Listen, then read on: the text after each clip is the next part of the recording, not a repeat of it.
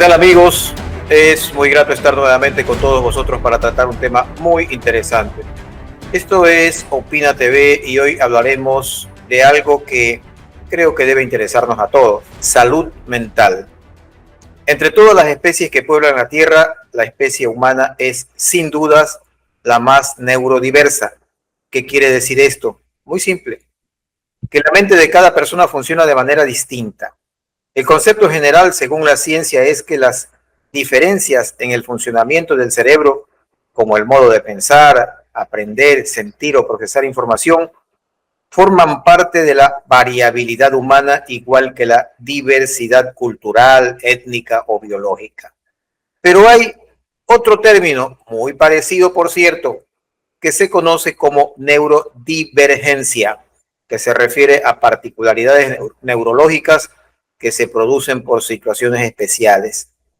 Y eso es lo que vamos a tratar hoy con el psicólogo Abel Sánchez, quien nos acompaña para zambullirnos en las enigmáticas profundidades de la mente humana y sus interacciones con el mundo que nos rodea. Bienvenido, Abel. Sin más preámbulos, empezamos enseguida. ¿Qué tal, William? ¿Cómo estás? Muy buenas tardes, buenas noches, buenos días, dependiendo del momento en el que estén visualizando este video. Gracias por la invitación. Creo que hemos hablado ya bastante sobre este momento de poder finalmente hacer este programa, este especial. Sí, Abel, yo soy quien te agradezco en realidad por el espacio que nos permites tener, por la oportunidad de escucharte, y me gustaría empezar preguntándote que nos aclares más bien la diferencia entre neurodiversidad y neurodivergencia. Bien, bueno, son dos conceptos o dos palabras, mejor dicho, que se parecen pero que no son iguales. Cuando hablamos de neurodiversidad, específicamente estamos hablando de un concepto que engloba la diversidad en el funcionamiento de cómo funciona naturalmente el cerebro. Es decir, incluso dentro de dos gemelos idénticos, va a haber una diferencia dentro de cómo funciona cada sistema nervioso, cada cerebro, cada encéfalo. No son exactamente iguales. Por otro lado, si estamos hablando de lo que es neurodivergencia, que es una palabra diferente, con un concepto diferente, aunque se puedan parecer, se va a referir más bien al concepto de que las personas eh, pueden tener cerebros que funcionan de manera diferente a lo que es considerado a la norma, a lo que es también llamado al cerebro neurotípico. Digámoslo de esta manera: el cerebro neurotípico es lo que la gran mayoría de la población mundial posee, y el cerebro neurodivergente es algo que es diferente a esa norma, por diferentes razones, por supuesto. Ya, podríamos decir que todos somos neurodiversos, pero no todos somos neurodivergentes. Eso es correcto, e incluso dentro de un grupo de personas que pueda ser neurodivergente, aunque su neurodivergencia sea exactamente la misma en el diagnóstico, no son exactamente iguales y no funcionan exactamente iguales. Sí, con similitudes en algunos casos, pero no, aún así no es el concepto de neurodiversidad y continúa vigente aún dentro de ello. Ok, ok. ¿Y cuáles son las principales neurodivergencias o las más comunes? Bueno, hay bastantes realmente, incluso hay algunas que están dentro de discusión aún, pero las principales neurodivergencias, que son las más conocidas, como el TEA, que es el trastorno de espectro autista, está el Asperger, está el síndrome de Tourette, está la discalculia, bueno, hay un montón más realmente, hay varias, Ya, discalculia, dispraxia, etcétera. ya. Y esto que tú dices que están en discusión, ¿a qué se debe? ¿Que la ciencia siempre está moviéndose y están reajustando de pronto las terminologías y los límites? ¿Algo así es?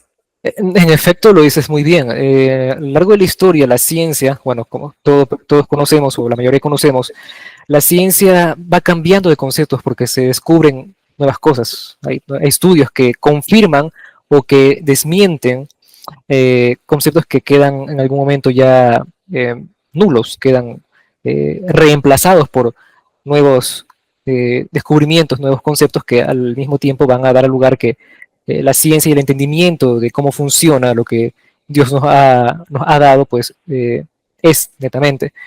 Y adentrando un poco más en la pregunta, pues hay ciertos conceptos o ciertas tipos de neurodivergencia que están en discusión aún, porque aún no hay un acuerdo unánime en cuanto a si deben de ser consideradas como neurodivergencias o no. Entonces, Ya. eso es algo que con el pasar del tiempo seguramente, pues quizás en el siguiente DSM podamos ya evidenciarlo. Por ahora no. Ya, en todo caso, yo entiendo de lo que he escuchado que las neurodivergencias no están calificadas exactamente como enfermedades y por ello no deben ser tratadas como curables, entre comillas. Sin embargo, los psiquiatras utilizan diversos fármacos para tratar síntomas específicos asociados que generan, por ejemplo, malestar en el paciente o limitan el funcionamiento o lo tornan irritable, ansioso, hiperactivos, problemas del sueño, conductas repetitivas severas, etcétera, etcétera. ¿Qué puedes comentarnos al respecto? Bueno, el tema de los fármacos es un poco más complejo realmente. Yo como psicólogo, pues si bien es cierto, el psicólogo no está autorizado a recetar, pero ciertamente existen fármacos que pueden causar efectos secundarios, unos más fuertes que otros, claro, ¿no? Quizás los fármacos que se utilizaban hace 30, 40 años tienen efectos que son más marcados, efectos secundarios más marcados, en comparación con los que se utilizan hoy en día. Por algo, pues la ciencia va avanzando y es en busca justamente no solamente de mejorar o de tener un efecto más marcado y rápido en cuanto a lo que se busca tratar o curar, en este caso tratar, pero pues eso ya irá descubriéndose. Ahora, dentro del tema de la neurodivergencia, cuando hablamos de que se utilizan fármacos, realmente no es en todos los casos. No es que porque una persona quizás tenga TDAH necesariamente va a requerir que se le administre fármacos. Únicamente esto se hace en compañía o en trabajo en conjunto con diferentes especialistas. Estamos hablando de que tiene que haber una esfera en psicología que ayude y trate. Tiene que también entrar dentro la medicina, con su especialidad, por supuesto, para que pueda recetar fármacos, lo que sea Un necesario. neurólogo, por ejemplo. Un neurólogo, un eh, psicólogo clínico, bueno, hay varias especialidades realmente, pero es para casos especiales. Cuando digo especiales, estoy hablando de, ejemplo, una persona que en conjunto con sus síntomas de, de TDAH o de autismo pueda tener depresión. Entonces, para ayudarlo en ese proceso inicial, se le recetan, se le dan ciertos fármacos eh, Ya. que van a trabajar en conjunto con la terapia que el psicólogo vaya a darle. O sea, es simplemente una terapia, es un trabajo conjunto de varias ramas de la ciencia, Varias disciplinas varias de la salud disciplinas. mental. No Entiendo solamente que de la salud mental, no ya, no solamente de solo la la salud salud mental, mental. claro, no solo la salud mental.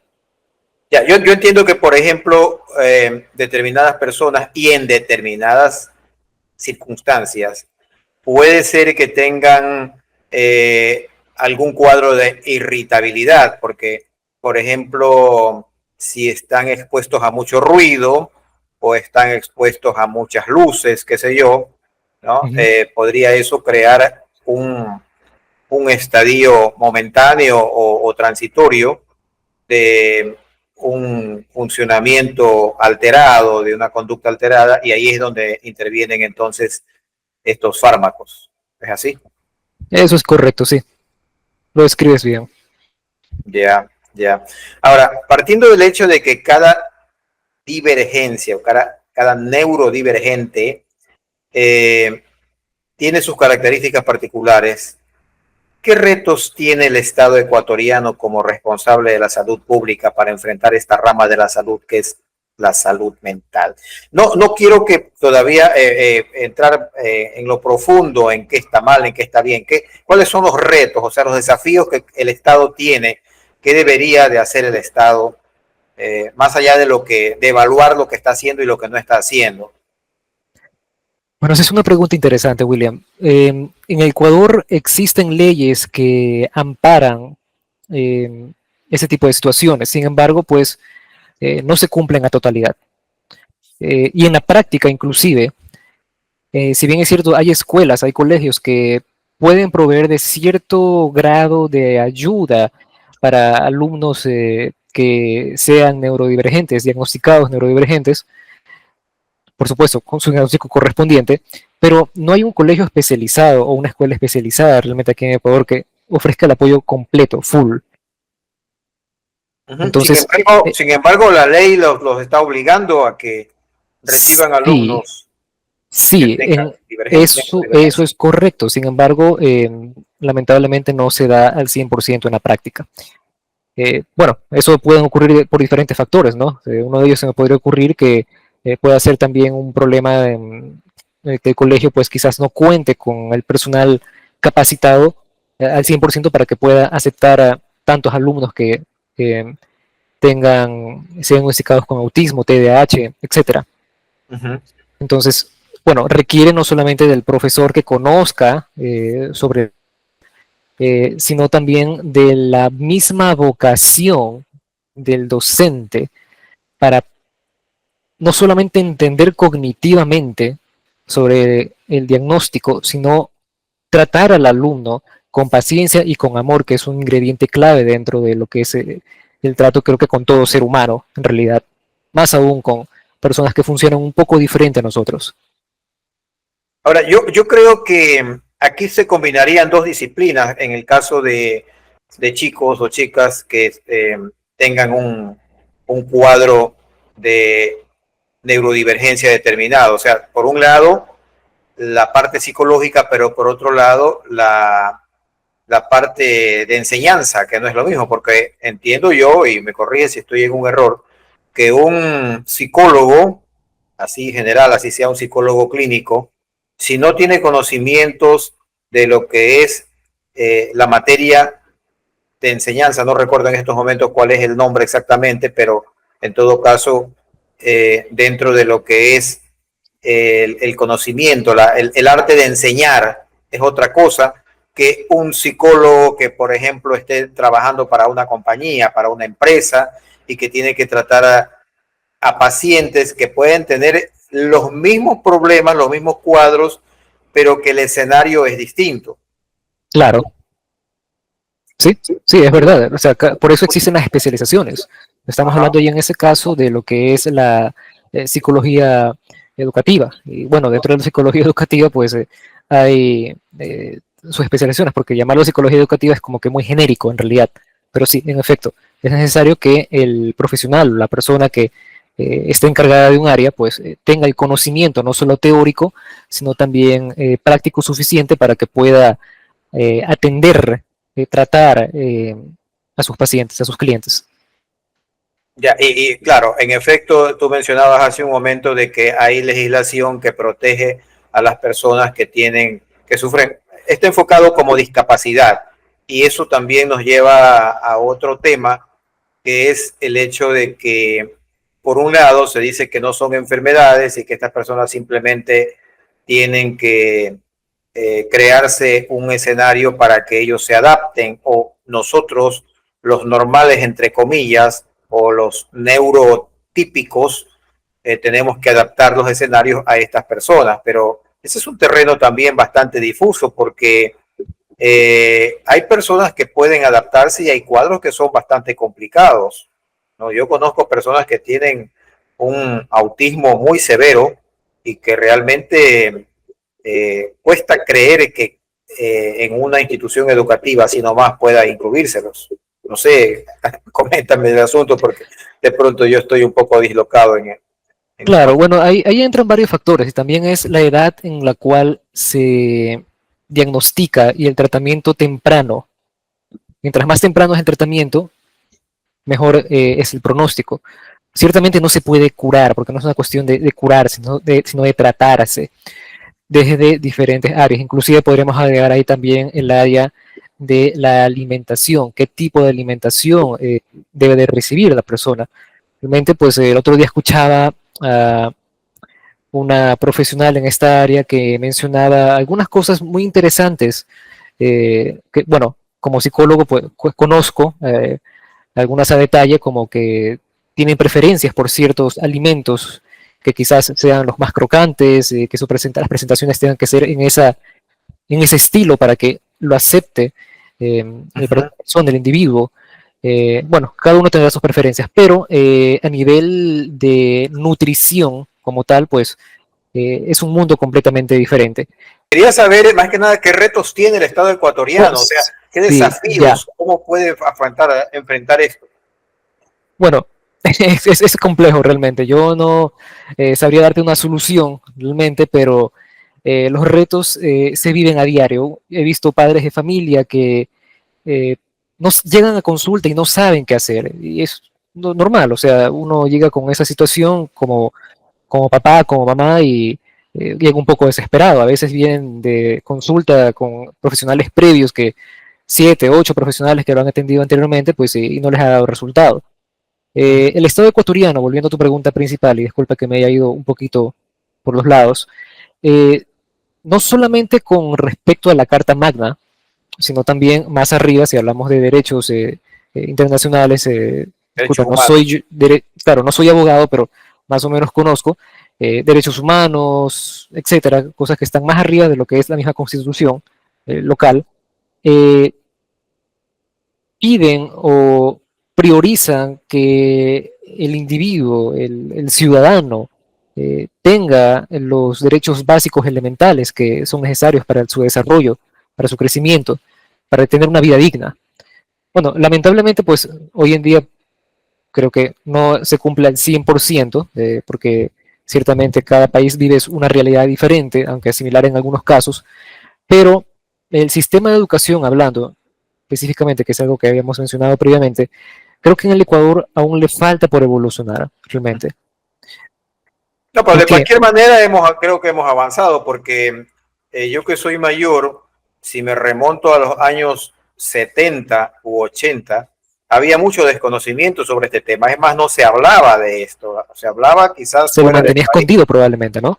Claro, inclusive, exacto, se mantenían escondidos a los chicos que padecían esto de aquí y escondidos literalmente, o sea, no es que no se hablaba de ellos, sencillamente se los mantenía encerrados. Ahora, yo creo, tú hablaste de que los padres de familia a veces no saben qué hacer, efectivamente, y es ahí donde yo creo que entra el Estado, porque si lo enfrentamos como padres simplemente, y el padre de familia que tiene un hijo con un problema de autismo, por ejemplo, ya para quedarnos en ese cuadro nada más.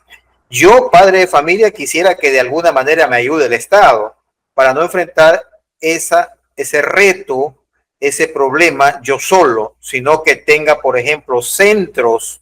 Ahí es donde yo voy con la pregunta, que el Estado abra centros de ayuda estratégicamente ubicados en el país, porque si esos centros se encuentran, por decirte, en las principales ciudades nada más, en Guayaquil, en Quito, a lo mejor en Cuenca, a lo mejor en Manta, qué sé yo, hablando de 4 lugares así que me parecen en estos momentos que son principales.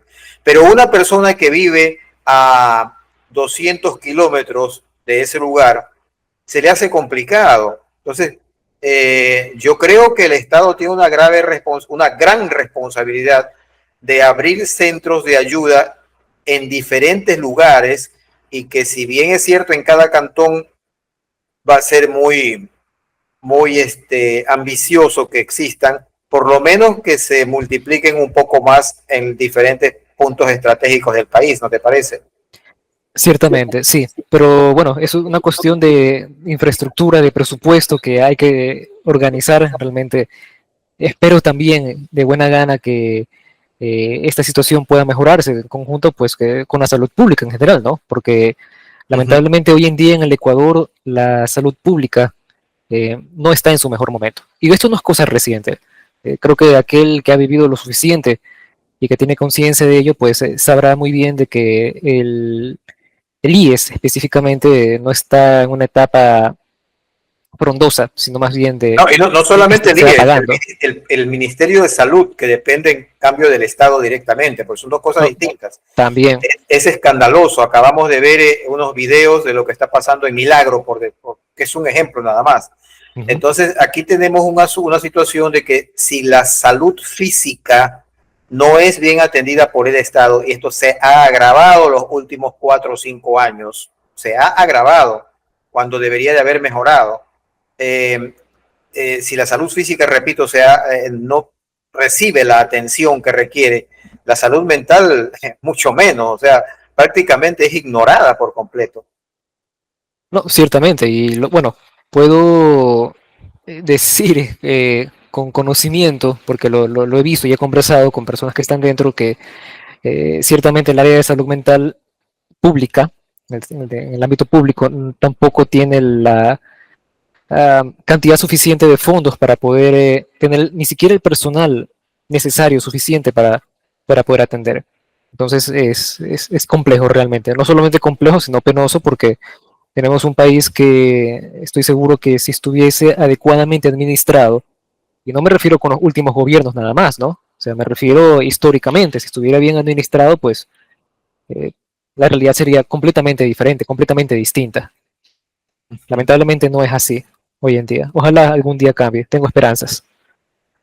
Sí, no hay que perder las esperanzas. Dicen que la esperanza es lo último que muere y a veces muere con la persona. A ver, yo quiero saber qué situaciones se presentan generalmente en la vida escolar de un niño que presenta, por ejemplo, un cuadro de TDAH. Bien, ok, el TDAH, creo que habría que primero ir definiendo lo que es el TDAH, el concepto Por para poder favor. entenderlo y pues luego poder explicar cuáles podrían ser esas dificultades. El TDAH, en este caso, lo podemos definir quizás de una manera más simple como, bueno, primero significa trastorno por déficit de atención con hiperactividad. Muy bien, eso es de cajón. Eso es lo que es TDAH. Y es, en esencia, un trastorno del neurodesarrollo que afecta la capacidad de concentración, de prestar atención de la persona, del individuo, y también del control de impulsos. Y a veces también, porque no solamente es atención, sino recordemos la palabra hiperactividad, incluso también afecta lo que es el control de su actividad. Por eso es que vemos que quizás un niño con TDAH se para constantemente, no se puede quedar tranquilo, tiene que estar haciendo algo. Entonces, es una de las facetas que el TDAH pues, puede presentar. ¿Y Pues, qué tan común es esto actualmente? esa es buena pregunta. Realmente no recuerdo en este momento cuáles son las fichas que hay reportado actualmente Estadísticas. con estadística, esa es la palabra, las estadísticas reportadas con TDAH, pero sí te podría decir de que hay un componente genético hereditario que es altamente fuerte en estos casos. Entonces, es uno de los componentes, podría decir. Y para no irme por otro tema, pues vamos a continuar con la respuesta a tu pregunta. Eh, ¿Qué dificultades puede presentar un niño en la escuela? Hablamos de la etapa escolar primaria. Ajá. Bueno, el niño no se logra concentrar. El niño se para a cada rato, como le mencionamos hace algún momento. Constantemente el profesor, si es que no está consciente de la situación, o el colegio va a pedir de que el niño que se quede quieto. O sea, eh, el niño no va a funcionar de la misma manera que un niño neurotípico, porque su configuración cerebral es diferente. Y aquí es a veces cuando me gusta hacer una comparación directa con lo que son los teléfonos celulares o las computadoras. Creo que todos conocen lo que es una computadora Apple, esas que son finitas hoy en día, y lo que es una PC normal, común y corriente, que son las más comunes, que es las computadoras Windows con sistema Windows, o las Linux inclusive también, ¿no? Son tres sistemas operativos completamente diferentes. Pero si tratamos de instalar un programa que se ha desarrollado para Windows, por ejemplo, en un Linux o en una computadora Apple, este no va a correr. No porque ese sistema operativo esté defectuoso, que no funcione, que no valga, sino porque funciona de una manera diferente. Entonces, de la misma manera, también un cerebro neurotípico, siendo pues en este caso, siguiendo el ejemplo, siendo quizás una computadora con sistema operativo Windows, para el caso del ejemplo, eh, y un cerebro neurodivergente, que puede ser cualquier otro sistema operativo, son diferentes, funcionan diferentes. El cableado, bueno, no el cableado, sino la forma de procesar, de recibir, procesar y reaccionar ante los estímulos es completamente diferente. Um, bueno, hay dificultades que se van a presentar en el proceso de aprendizaje también si es que no se les provee de las herramientas necesarias. Y en este caso es vital que eh, el colegio, las instituciones educativas estén bien informadas eh, con lo que son no solamente los conceptos, sino también qué herramientas podrían dar en estos casos.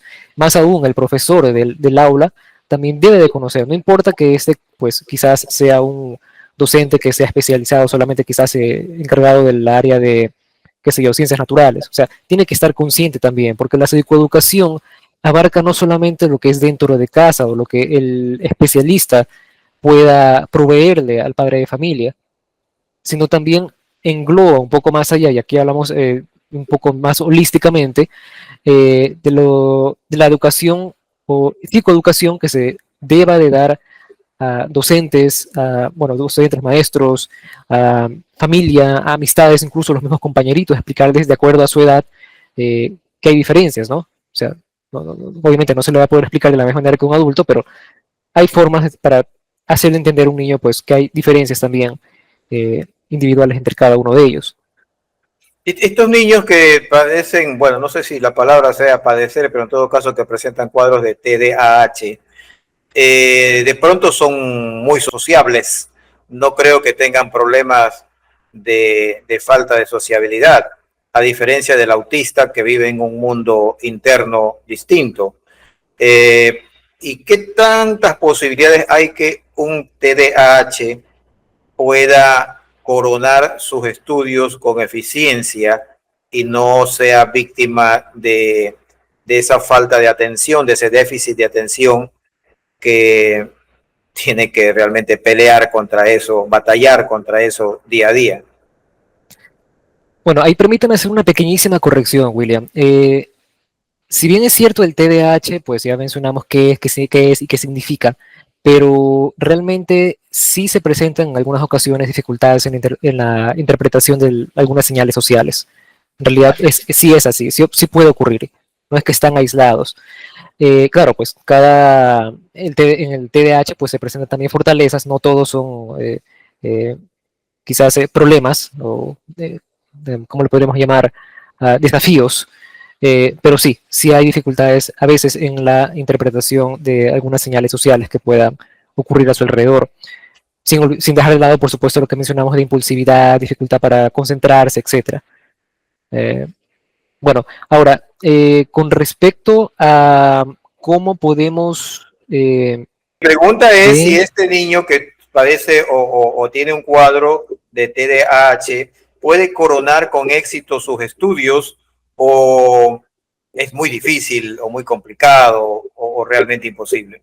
bueno, sí puede. De hecho, puedo dar fe de ello. Tengo un amigo que tiene TDAH diagnosticado y que es médico, perfectamente ¿Ya? funcional, se está especializando hoy en día. O sea, no hay por qué no hay por qué no.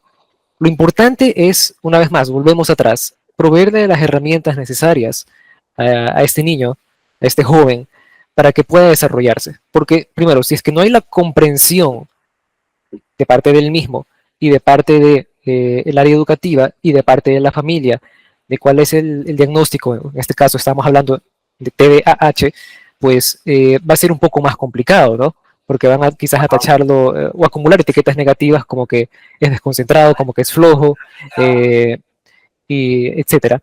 Pero es perfectamente posible que culmine sus estudios, que se corone como profesional, incluso que pueda especializarse. En el TDAH, no olvidemos que, bueno, no lo he mencionado realmente en esta entrevista, disculpa, que tengo también justamente otra entrevista que di también y una charla que justamente di el fin de semana pasado. Pero en el TDAH ocurre lo que podemos llamarlo como hiperfoco, que es una de las fortalezas. Este hiperfoco es una capacidad de concentración, hablemoslo en criollo, es una capacidad de concentración bárbara, tremenda, en la cual un cerebro neurotípico difícilmente va a poder lograr conectar o lograr hacer. En este hiperfoco es como que entran en esa zona de concentración en la cual pueden hacer un trabajo que para una persona neurotípica puede demorar 10 horas, este lo hace en unas 3 o 4 horas. Claro, obviamente por el gran trabajo mental que conlleva de desarrollar todo en una sola jornada, va a terminar muy agotado, porque a fin de cuentas es trabajo mental. De hecho, cualquier persona cuando termina de estudiar después de varias horas, pues termina cansado, más aún cuando se hace un trabajo que normalmente llevaría 10 o menos de la mitad del tiempo, pues puede también ocasionar su propio cansancio. Pero Ya, es sí, decir, termina consumiendo más energía de lo que una persona neuro, típica. neurotípica puede consumir. Podríamos decir que en cierta forma sí, en efecto Ya. sí. Ahora estaba viendo, Abel, y perdona que te interrumpa, de que hay personajes que han triunfado siendo evidentemente TDAH, por ejemplo, Emma Watson, Ryan Gosling, Daniel Radcliffe. Bueno, algunas de estas personas no son conocidas. Emma Watson creo que sí, porque es una actriz. Hay atletas como Simone Biles o Michael Phelps, Michael Jordan inclusive, que ese sí pues es y un músico como Justin Timberlake. En fin, o sea, no sería una situación de imposibilidad, de dificultad, sí quizás, pero no de imposibilidad de que la persona no pueda triunfar en la vida. Claro, completamente. Sí, no es una imposibilidad. Todo depende también de que el individuo reciba la ayuda necesaria. Incluso, pues, a veces el mismo individuo con la propia investigación puede desarrollar sus propias herramientas o implementar sus propias herramientas para poderse ayudar con esto. Um, Creo que lo principal, bueno, hoy en día que tenemos la tecnología al alcance de la mano con el teléfono celular y más que nada ahora en los últimos años que tenemos lo que es la inteligencia artificial, las personas tienen la facilidad que quizás hace unos 20, 30 años no existía, de poder informarse mucho más sobre ciertos diagnósticos, ciertos conceptos. Creo que esto utilizado de manera responsable puede ayudar mucho a la población en general. Así que yo realmente soy un convencido de que la inteligencia artificial, y perdóname que nuevamente me vaya un poquito por otro tema, pero de que la inteligencia artificial hay que utilizarla de manera responsable para poder crecer en conocimiento y poder enseñar a otros también. Entonces, si usted, televidente, en este momento tiene inteligencia artificial en la mano, pues lo invito a que se pueda informar mucho más sobre estos temas e investigar también por su cuenta, comparando si es que realmente lo que le suelta el robot, en este caso la IA, Uh -huh. es congruente, es real. Se tiene que haber un trabajo también propio, ¿no? No esperemos que todo lo pueda dar un robot. Estoy completamente de acuerdo contigo. Ahora vamos al tema del autismo, que es una cuestión quizás no tan común como el TDAH, pero y que sí presenta una situación bastante complicada para los padres de familia. Y ahí estaba viendo también que hay figuras como Greta Thunberg, que es una activista climática, el actor Anthony Hopkins, el ¿Mm? músico Bob Dylan, el creador de Pokémon, que es Satoshi Tajiri, y según algunos estudios científicos, Albert Einstein e Isaac Newton también habrían sido tenido un poco de este autismo. No sé, pues eso quizás no es muy corroborable porque son personas que ya no están con nosotros.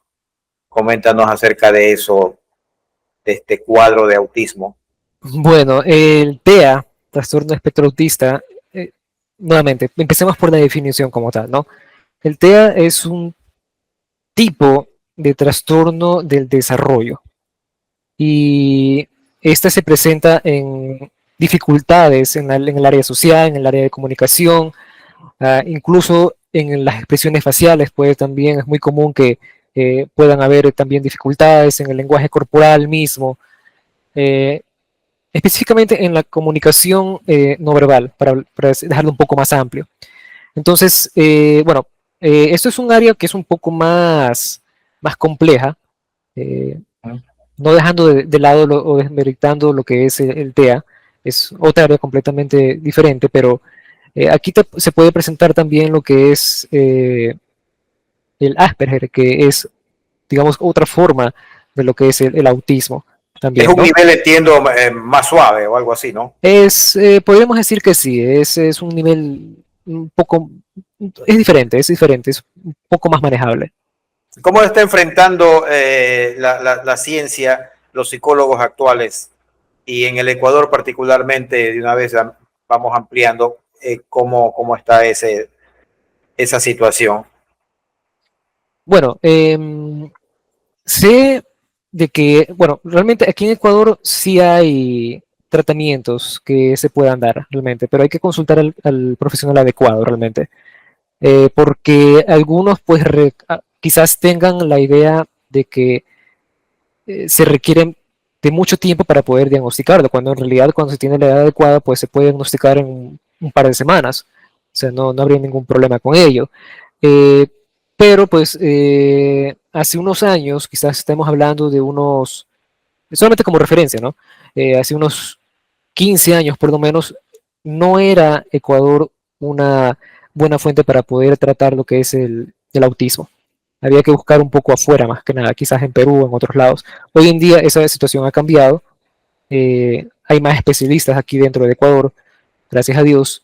Y pues estos pueden dar las herramientas también en la parte familiar y también con el chico para poder dar un tratamiento adecuado que pueda ayudar a mejorar la calidad de vida. Ya, otro de los cuadros de lo que estamos hablando de neurodivergencias es la dislexia, quizás algo que aparentemente sea un poco más fácil. Lo que pasa es que todos estos cuadros, a veces por ignorancia o por falta de ética, tradicionalmente a estos chicos, principalmente cuando son muchachos, se les ha hecho bullying en las escuelas, se los ha tenido como tontos o como personas que están en un nivel inferior, cosa que realmente no debe ser así. Son personas que, como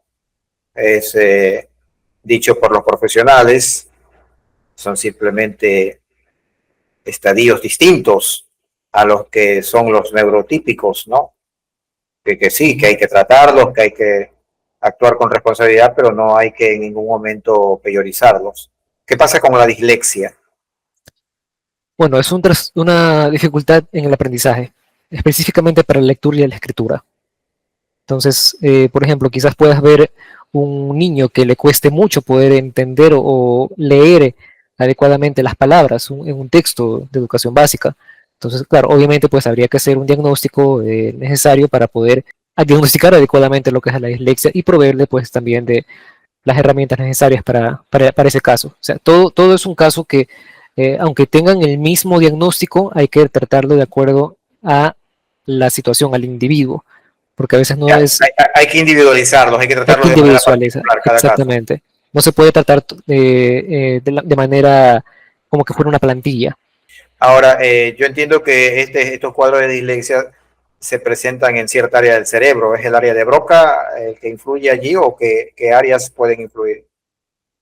Sí, bueno, es el área de Broca, exactamente. Es una de las áreas que puedan estar afectadas dentro de lo que es la dislexia. Y bueno, es tratable también, porque esto de aquí, estas condiciones pueden también llegar a la vida adulta, pueden llegar a la vida adulta. Pero una vez más, o sea, si hablamos de lo que es un diagnóstico temprano, estamos hablando de que las posibilidades de mejora y de calidad de vida puedan ser expectativamente mucho mejores a lo largo del tiempo. ¿Qué es un diagnóstico temprano? ¿3, 4 años?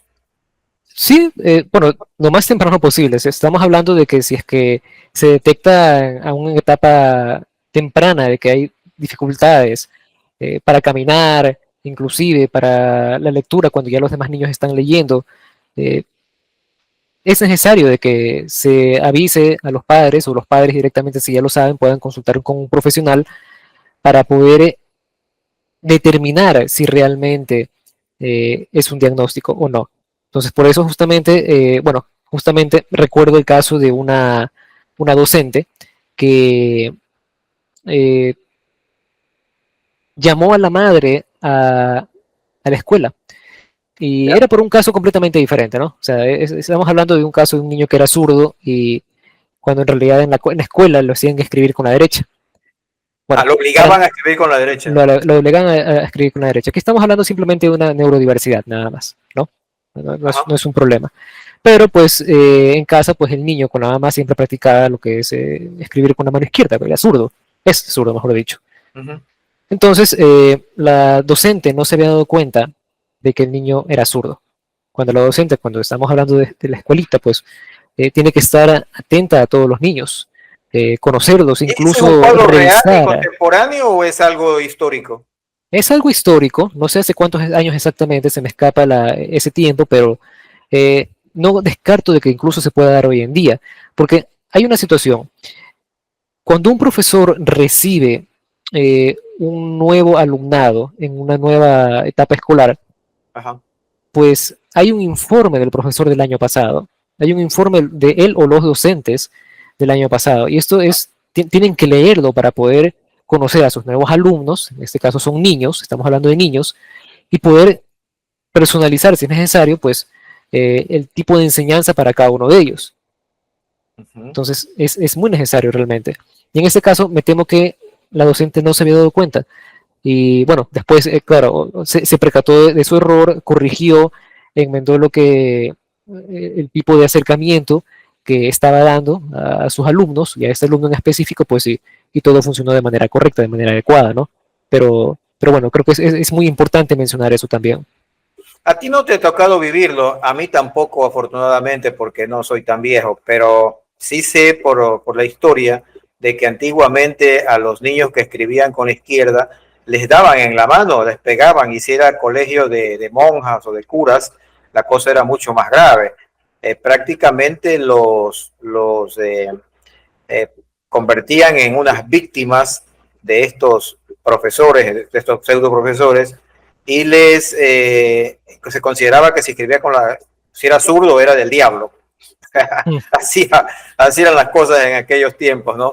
Te digo, no los viví yo, pero se los conoce por lo que se Claro, lee. se conocen muchas historias de eso. Históricamente era así, lamentablemente.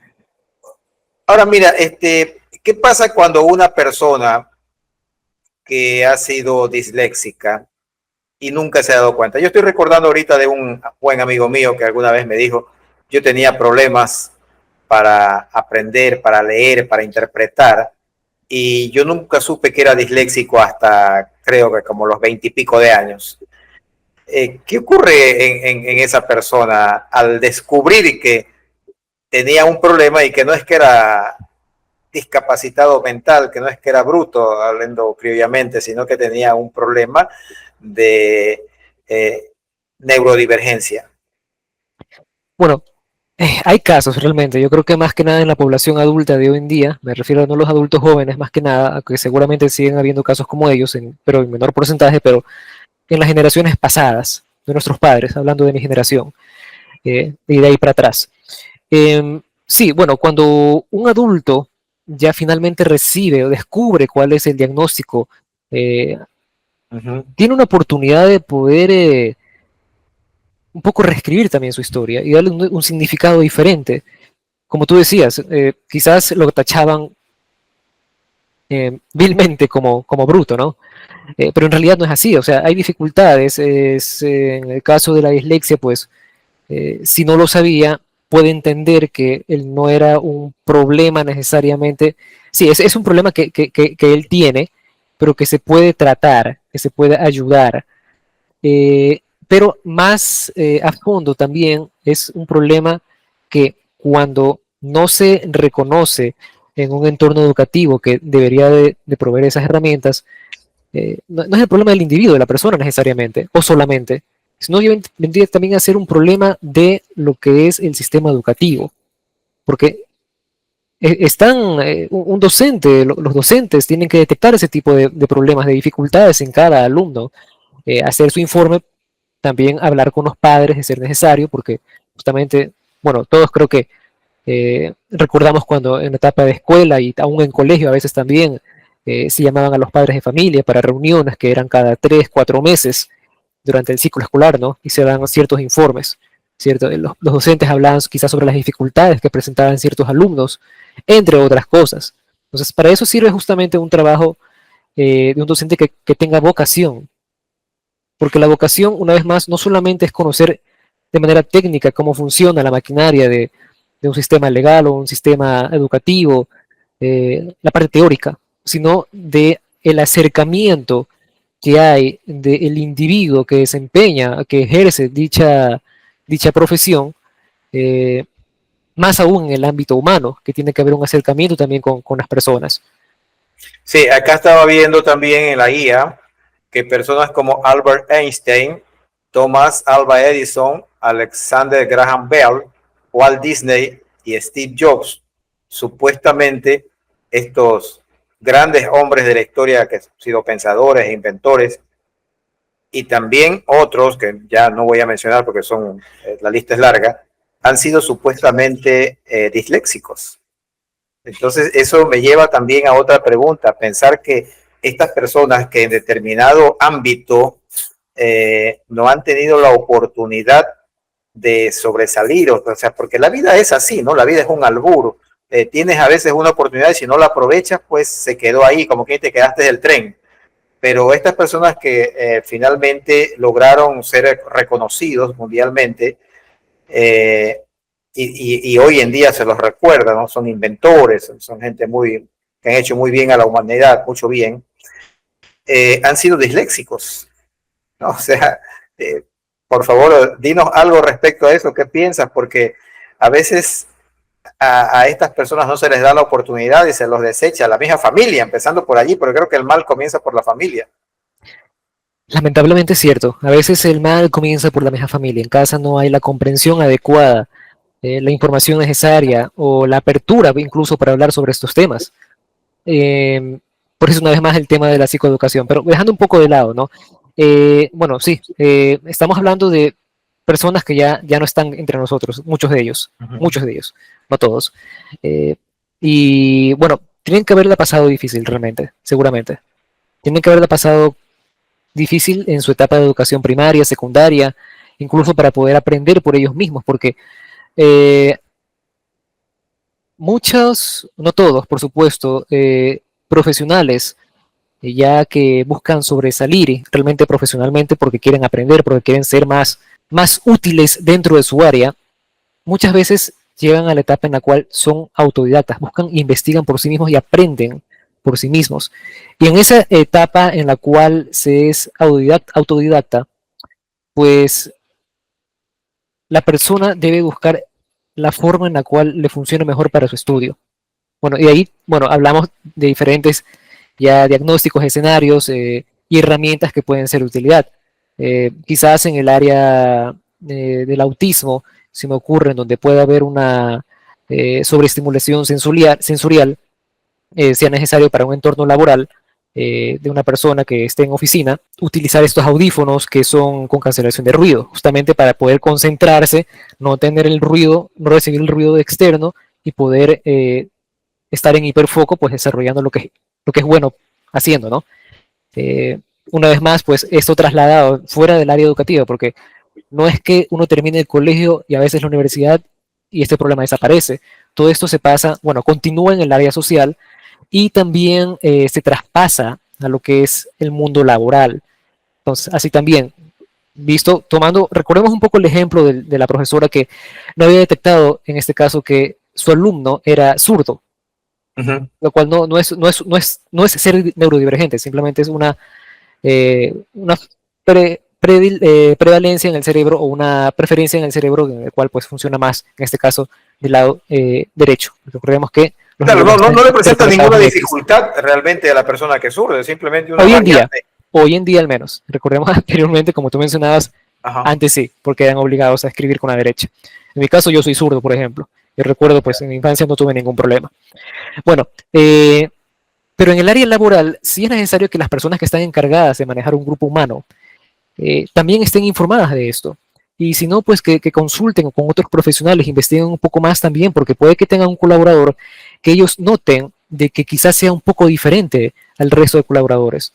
Y aquí entran dos cosas. Una, ok, si se identifica que hay un colaborador, un empleado que eh, realmente trabaje bien, no haya ninguna queja en cuanto a ello, pero sin embargo tenga ciertas dificultades quizás en el área social, bueno, ok, hay que poner especial atención a eso y probablemente se estén identificando una persona que presente algo que esté dentro del espectro de la neurodivergencia. Y lo segundo es de las herramientas que les puedan proveer dentro de la oficina y también de la misma socialización que pueda haber con sus pares, con las personas que trabajan con este individuo. Hay un detalle que es de que normal o usualmente para las entrevistas de puestos de trabajo se los mide en cuanto a quizás habilidades deseables en lugar de habilidades específicas. Hoy en día, en algunas empresas, una habilidad que sea deseable, quizás sea que tenga un buen desarrollo social con los pares, que sea eh, quizás una persona muy hábil hablando, eh, bueno, etcétera, pero no se toma en cuenta las habilidades específicas. Quizás tengan un colaborador que sea excelente haciendo codificación, programando, un as, que entre en ese hiperfoco que, wow, es increíble y haga un trabajo excelente, pero no sea muy bueno en el área social.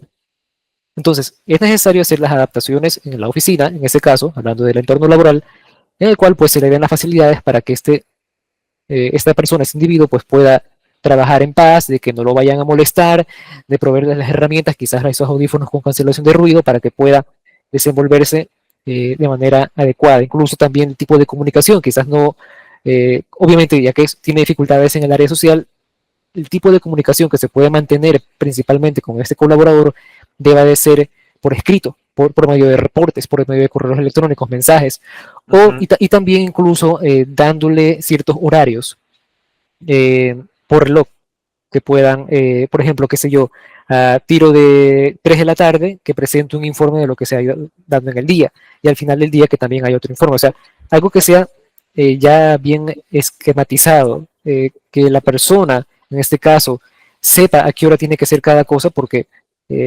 al tener ciertas dificultades sociales, pues le va a ser complejo, incluso pues sumamente incómodo tener que interactuar con otras personas, con otros pares o con su propio director o encargado, manager, inclusive le llaman. Claro, lo que pasa es que la cultura de nuestro sistema laboral es bien rígida. Entonces, Claro, generalmente se tienen a los empleados como que son robots. O sea, si tú tienes que hacer determinada actividad, tienes que hacerla a la manera que yo te digo que tienes que hacerlo. Y si son 4 o 400, tienen que hacer exactamente lo mismo en el mismo tiempo y toda la cuestión. Ahora, exactamente. yo quiero darte un dato que quiero comentarlo porque me parece que es muy interesante. Según información disponible, el incremento de casos de autismo, por ejemplo, durante los últimos 50 años ha pasado de ser rarísimos hace 50 años a comprender hoy entre el 1 al 3%.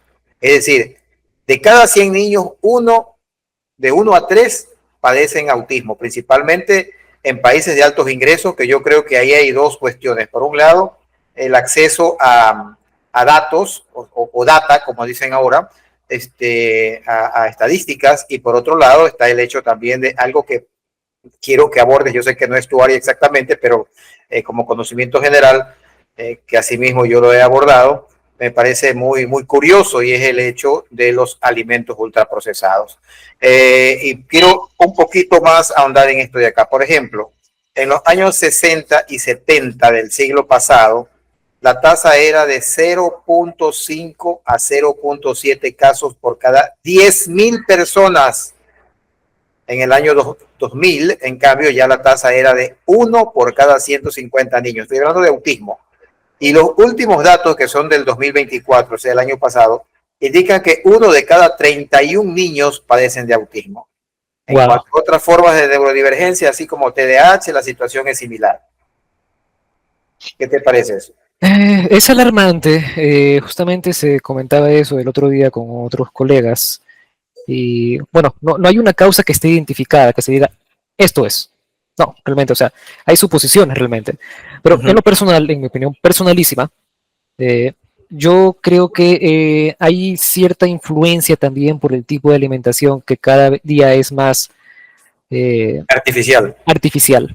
O sea, estamos hablando de alimentos procesados y ultraprocesados. Ujú. A veces no es posible en la dieta hacer que la alimentación sea 100% natural. Sin embargo, hay que buscar, bueno, y por diferentes razones, ¿no?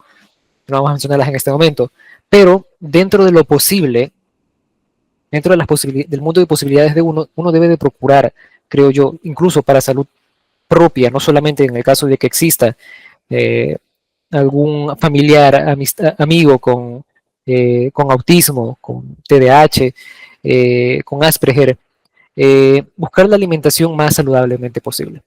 Cuando hablamos de saludable, no solamente me refiero al tipo de alimentación que uno consume, sino también los horarios. Porque, bueno, yo no soy nutriólogo, tampoco nutricionista, pero he conversado con algunas amistades que sí lo son y pues claramente el cuerpo no trabaja de la misma manera que lo hace a las 12 del día cuando comemos un buen asado, Ajá. que a las 11 de la noche cuando si comemos la misma comida, un asado también realmente va a ser muy pesado para la digestión esa noche. Bueno, van a haber pueden haber una serie de dificultades también más adelante. Entonces, si el cuerpo se malacostumbra a ese tipo de alimentación, primero, comidas a deshoras y segundo, alimentación que no sea saludable, pues con el pasar de los años van a ver lamentablemente sus respuestas. Claro, y es que este tema no es así una ocurrencia o algo de conspiranoia que puede existir, No, son sino que existe datos lo que se llama el eje intestino-cerebro. Y yo también. recuerdo ahorita de una señora mexicana, creo era, o es, que ahora tiene un negocio precisamente, no sé si en México mismo o en Miami, me parece, pero el problema de la señora era que tenía dos hijos, dos, no uno, dos, que tenían autismo y habían pasado por 7 especialistas y le dijeron todos, señora, aquí no hay cómo hacer, o sea, simplemente hay que tratar de sobrellevar la situación. Cuando presenten cuadros de irritabilidad, de hiperactividad, de cualquier cosa de esa índole, pues bueno, están los fármacos, etcétera, etcétera. Pero la señora le cambió, y eso está en un testimonio documentado, que la señora cambió la dieta de sus hijos porque encontró, porque Dios es grande, una persona que sabía mucho de este tema y le cambió la dieta a los muchachos y los muchachos superaron y esos cuadros desaparecieron. Entonces no es una ocurrencia simplemente o por allí alguna, como dicen ahora, una leyenda urbana. Ahora, este tema me parece muy importante y estamos acercándonos al final. Me parece que vale cerrar con broche de oro porque el apoyo familiar, el afecto, el amor como herramienta de conexión entre quien vive un mundo distinto al que viven sus familiares. ¿Cómo opera esto? Y quisiera el enfoque cristiano y el enfoque psicológico, técnico psicológico de esto. Bien, bueno, permítame hacer un comentario de la parte previa. Sí, he escuchado de casos, cabe resaltar ahí de que si bien es cierto, eso es un caso de éxito que gracias a Dios funcionó, no necesariamente que otras personas con el mismo diagnóstico sean sometidas exactamente a lo mismo signifique de que va a funcionar al 100%. Pueden haber grandes mejoras realmente, sí, pero pues hay que recordar que cada caso es diferente, sí, existe esa individualidad. Hay De que acuerdo. siempre dejar eso muy en claro. Como segundo punto, como segunda pregunta o segunda respuesta de mi parte, pues el enfoque cristiano y lo que es el amor dentro de esta relación. Bueno, y psicológico, por supuesto, también. Bueno, en términos, desde el enfoque cristiano, y como cristiano, por supuesto, yo creo que el amor es realmente algo que eh, incluso en la Biblia se puede reemplazar la palabra amor por Dios y el contexto no va a cambiar realmente, porque Dios es amor, lo dice la misma palabra, en realidad. Y partiendo de ese concepto o de ese ejemplo, ¿qué mejor cosa que poder tratar con amor, más aún cuando se trata de un familiar, a alguien que está en una situación diferente, eh, que quizás no necesariamente es que esté sufriendo, pero incluso con personas que son neurotípicas, tratarlas con amor también, porque el amor realmente suaviza las relaciones entre personas. En una relación, si no hay amor, Realmente no hay una conexión a fondo, una conexión con el alma. Incluso la misma palabra en algún pasaje menciona si no tengo amor, nada soy. O sea, vendría a ser como una especie de recipiente vacío, en realidad, así sea que tenga todo el conocimiento del mundo, todo el conocimiento científico, todas las cosas. Y una vez más, el amor en ese aspecto queda, no, se me ocurren muchas cosas más, pero queda en su valor real, que está a la altura de lo que es Dios mismo. Ok, pasando al segundo enfoque en psicología, cuando se habla de el amor, bueno, lo podemos ver en términos cerebrales también, ¿no? Cómo funciona cerebralmente, qué es lo que produce, etcétera. Pero dentro del tratamiento es necesario que haya también esa comprensión.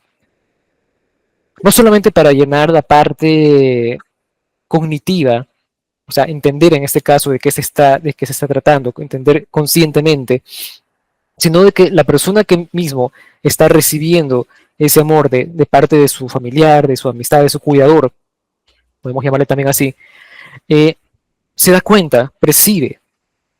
Quizás no sea la mejor persona que tenga las habilidades sociales eh, más desarrolladas, como hemos visto quizás en el caso del autismo o Asperger o, o TDAH en algunos casos. Pero la persona percibe cuando es bien tratada y eso suaviza, o sea, la pone más cómoda. Por supuesto, también se mejoran o se fortalecen los lazos entre el individuo y su interlocutor. Así que, bueno, sí, en efecto, yo creo que el amor es importantísimo, creo que es una de las recetas principales en las relaciones humanas a diferentes niveles. Claro, ¿te parece que, por ejemplo, cuando la persona entra en un cuadro de amor, en un cuadro de paz, que no necesariamente sea con otro semejante, es decir, con un hermano, con el papá, con la mamá, sino inclusive con un animalito, la oxitocina se eleva, se produce más Por y supuesto, entra en un estado a donde la paz, la ansiedad, por ejemplo, se disipa, la paz entra a formar parte de uno y todo eso baja inclusive la presión arterial, en fin, se presenta todo un cambio no solamente en el cerebro, sino en todos los órganos. Hablo de hígado, vaso, páncreas, riñones, etcétera, etcétera. Eso quizás también coadyuva a que la persona pueda manejar mejor un cuadro, eh, una crisis que esté pasando a alguien que tenga autismo o que tenga TDAH o cualquier otra neurodivergencia. por supuesto, claro que sí. O sea, tú lo has mencionado, más técnicamente inclusive. Estamos hablando de que hay liberación de neurotransmisores que en este caso ayudan a que o hacen de que el cuerpo incluso se relaje mucho más, lo cual es bueno, ¿verdad? Es beneficioso. En cuanto al sistema límbico también, que juega un papel crucial, o sea, en las emociones mismas, en la memoria, mejora la memoria también. Eh, Incluso hay recuerdos que están asociados con el amor también, o sea, a ese nivel, o sea, opera en tantos niveles lo que es el amor, a nivel, no solamente a nivel cerebral, sino también me gustaría mencionar también a nivel del alma mismo del individuo, para quienes tenemos esa perspectiva diferente de lo que es el amor, pues, y claro, o sea, indudablemente va a ser de mucho beneficio, tanto para aquel que da ese amor, como para aquel también que recibe eh, ese amor, porque es una conexión de dos vías realmente. Uh -huh. Uh -huh. Hay otro enfoque, inclusive, Abel, que sería desde el punto vibracional. Sabemos que todos somos vibración, todo es vibración en el universo. Y las personas, aunque no sepan mucho de esto, sí entienden hoy en día cuando se habla de buena vibra o de mala vibra, que es un término muy, para decir algo muy bajo, o sea, muy elemental en este tema. Pero la vibración del cuerpo cambia inmediatamente en el momento que entras en un estado de amor versus un estado donde la adrenalina, donde otras hormonas se manifiestan en toda su fuerza y pueden afectar los órganos inclusive. Es bien sabido que nosotros tenemos una farmacia dentro de nuestro cerebro y de nuestro cuerpo, ¿no? No solamente en el cerebro, también en el hígado, y que corre por toda nuestra sangre. Y esa farmacia tiene un farmacéutico bueno que nos puede ayudar y un farmacéutico malo que nos puede hasta matar. Eso me parece una pregunta interesante y quizás la respuesta a ello pueda ser más común de lo que pensamos. En algún momento escuché una charla de una neuróloga, fue por internet, lo recuerdo, quizás en alguna TED Talk o en algún programa de estos especializados en neurología, que a veces me doy el tiempo para revisarlos. Y esta mencionaba que en la vida diaria, si bien es cierto, tenemos estrés, sea por el trabajo, sea por dificultades en la salud, sea por la familia, etcétera. Pueden ser muchos los factores. Esto ciertamente va a producir la liberación de cortisol, que, bueno, pues es una hormona que está asociada con el estrés y que contribuye, pues, a que hayan ciertas reacciones también en nuestro cuerpo.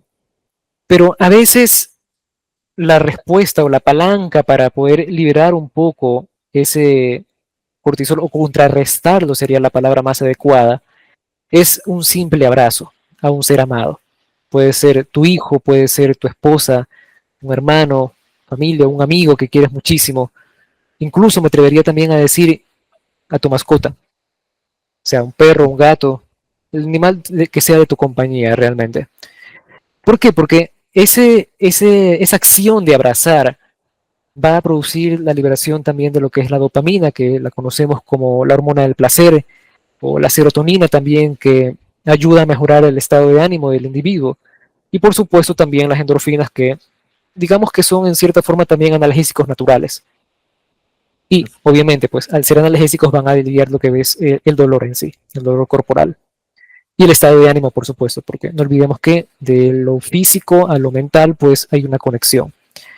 Entonces sí, esa es una de las formas, creo que más simples, que todos podemos aplicar incluso para poder bajar un poco ese estrés. Cuando usted sienta nuevamente ese estrés cargado en sí al final de un día laboral, un día estresante, procure abrazar a un ser amado. Ya leí los ejemplos de quienes pueden ser, o incluso su mascota. Le aseguro de que esa práctica, usted la repite, va a ayudarle a mejorar muchísimo su bienestar mental y también su bienestar físico, ya que no olvidemos que la mente y el cuerpo están conectados y por supuesto, pues al estar conectados somos una sola, un solo individuo que con diferentes niveles de existencia. Y en el caso de las personas que tienen cuadros de neurodivergencia, pues obviamente va a ayudar. Por supuesto que sí. En el cuadro de neurodivergencia, a pesar de que quizás no lo puedan expresar con palabras, ciertamente va a ayudarle a bajar su estrés, a sentirse menos ansioso, inclusive a sentirse amado, más amado de lo que ya es. Entonces es muy importante la expresión del amor como tal. De acuerdo. ¿Quieres agregar algo más que de pronto se nos haya pasado por alto? Bueno, hay muchas cosas que se pueden haber pasado por alto realmente, pero el tiempo lamentablemente no da porque también tengo otra entrevista que ver un poquito más tarde. Correcto. Entiendo. El tiempo es oro realmente. Entiendo. Igual, entonces, te agradezco muchísimo, William, por la invitación realmente y ojalá podamos estar nuevamente acá. No, gracias a ti nuevamente. Ha estado con nosotros el psicólogo Abel Sánchez Almeida, a quien agradezco por su tiempo y por el conocimiento compartido con generosidad para comprender un poco más sobre esto de la neurodivergencia, asimilándola como algo que está presente de forma más frecuente, lamentablemente, cada día, y que la relación que desarrollemos con quienes tienen estos trastornos pues debe ser lo más benigna, humana y cristiana posible. Gracias, Abel, nuevamente, y gracias también a quienes han visto hasta el final este podcast. Bendiciones para todos y hasta una próxima oportunidad. Gracias nuevamente. Buena tarde. Adiós.